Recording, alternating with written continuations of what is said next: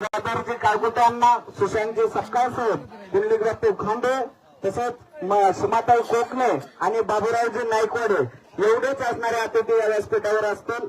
मी परत एकदा सर्व चॅनलला प्रमुख पाहुण्यांना विनंती करतो की आपण सर्वांनी समोर बसून घ्यायचं. या ठिकाणी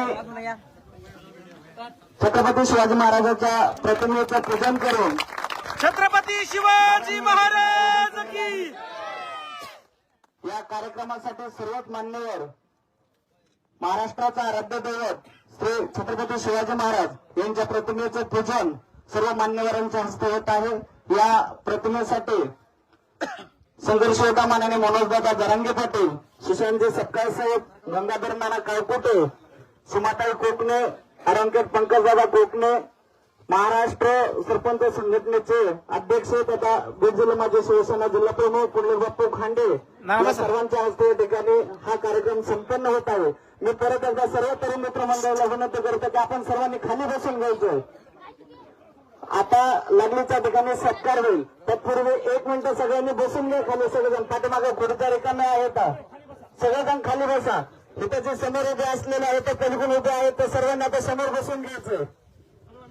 स्टेजच्या डाव्या आणि उजव्या दोन्ही बाजूला जे उभे तरुण आहेत त्या सर्वांना विनंती की पाठीमागे जा, पाठीमागे सगळेजण.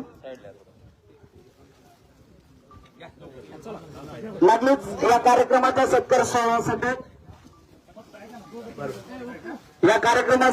ज्यांची उपस्थिती लाभलेली आहे असे मनोजदादा जरांगे पाटील यांचा सत्कार करण्यासाठी वैभववाडीचे क्रिकेट संघाचे एक 4 जण पुढे होते. याच्यामध्ये सचिन वैभव, नारायण वैभव, अशोक वैभव, किरण कोटळे, राम नेरकार यांना अशी बाबू जाधव, मंगेश नेरकार या सर्वांना विनंती करतो की आपण पाटलांचं पुष्पहार घालून स्वागत करायचं.